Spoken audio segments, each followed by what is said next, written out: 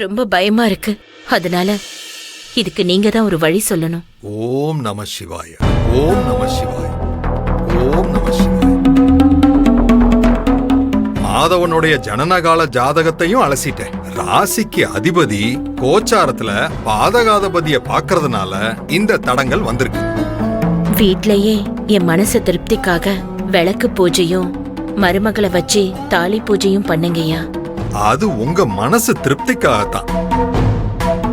இந்த வீட்டினுடைய மனை அமைப்பு படி கிரகலட்சுமியால கூட பிரச்சனை வரலாம்.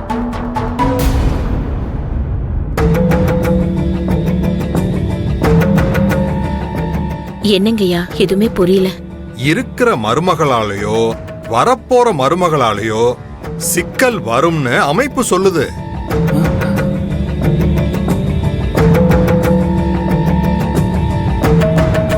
பயமுறுத்திட்டே இருக்கீங்களே, இதுதான் உங்க தொழிலா? இங்க பாருங்க, கொஞ்சம் பேசாம இருங்க. எதுக்கு சொல்றேன்னா, முன்கூட்டியே தெரியும் போது கொஞ்சம் கூடுதல் கவனமா இருக்கலாம் இல்லையா?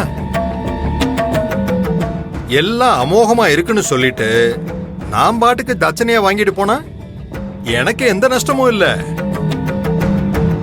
சாமி, அவரை விடுங்க. நீங்க என்ன செய்யணும்னு சொல்றீங்களோ அதன் பிரகாரம் நாங்க செய்யறோம். எனக்கு என் புள்ள நல்லா இருக்கணும்.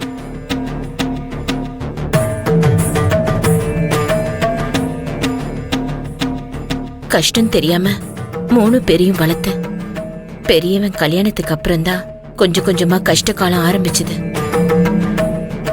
அது வரைக்கும் அவன் நல்லா தான் இருந்தான். அப்புறம் ஒரு நாள் மாங்கல்ய தோஷத்தை நிவர்த்தி பண்ணிடலாம். இப்போ மாதவனுக்கு சொல்ற பரிகார நிவர்த்திய குடும்பத்துல எல்லாரும் ஒரு மனசோட சேர்ந்து செய்யணும். எப்போதுமே கூட்டு பிரார்த்தனைக்கு தான் பலம் அதிகம். அண்ணனுக்காக நாங்க செய்வோம். நீங்க என்ன செய்யணும்னு சொல்லுங்க. ஒரு புது செப்பு கலசம் வாங்கிக்கிங்க. சுத்தமான தண்ணிய நிரப்பி நவதானியங்களை அதுல போடணும். அப்புறம் இன்னொரு விஷயம், கலசத்துல மஞ்சள் குங்குமம் தடவி தேங்காய் மாவிளை வச்சு கும்பம் தயார் பண்ணணும். சூரிய அஸ்தமனத்துக்கு பின்னாடி பூஜை அறையில கும்பத்தை வச்சு சுத்திலும் 9 விளக்குகள் வைக்கணும். 9 விளக்கும் நவகிரகம். சுத்தமான பசுவெண்ணெயில விளக்கேத்தி உங்க குலதெய்வத்தையும் இஷ்ட தெய்வத்தையும் மனசார நினைச்சுக்கிட்டு அம்மன் மந்திரத்தை பாராயணம் பண்ணணும். சூரிய அஸ்தமனம் ஆன பின்னாடி யாரும் எதுவும் சாப்பிடாம பாராயணம் பண்ண ஆரம்பிச்சு மறுநாள் காலையில உதயாதி நாளிகை வரைக்கும். என்னது, நைட்டு ஃபுல்லாவா? ஆமா, ரா நேரத்துல பாராயணம் பண்றதுதான் நல்ல பலனை கொடுக்கும். நல்லா கேட்டுக்கோங்க. மாதவன் முன்னாடி விளக்கு இருக்கணும். எல்லாருமே கிழக்கு முகமா உட்கார்ந்து தலை முதுகு இடுப்பு வளையாம நெளியாம சுழியாம நேரா இருந்தபடிதான் இந்த மந்திரத்தை சொல்லணும். யாரும் தூங்கக்கூடாது. முக்கியமா எந்த விளக்கும் அணையக்கூடாது. பெரிய நாயகி பரிகாரங்கிற பேர்ல பனிஷ்மெண்ட் கொடுக்க பிளான் போடுறாளா? இவ பண்ற டார்ச்சர் பத்தாதுன்னு இவனை வேற கூட்டிட்டு வந்து டார்ச்சர் கொடுக்கறாளே.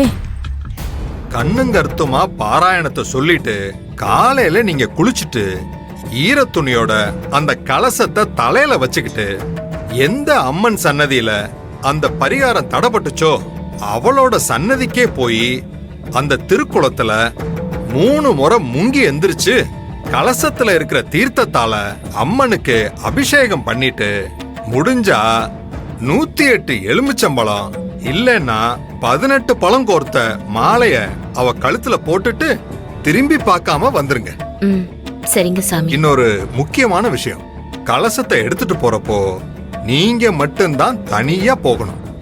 குடும்பத்துல யாரும் வரக்கூடாது. அம்மன் தான் துணை. வீட்ல இருந்து கலசத்தை சுமந்து போறப்ப பல தடங்கள் வரும்.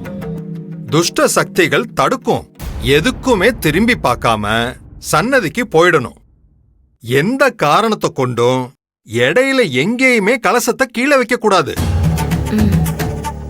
முடிச்சிட்டு வந்த பிறகு அந்த மாவிளையால வீடு முழுக்க மஞ்சள் நீர் தெளிச்சு விடணும். அன்னைக்கு சூரிய அஸ்தமனம் ஆகிற வரைக்கும் யாரும் எதுவும் சாப்பிடாம விரதம் இருக்கணும்.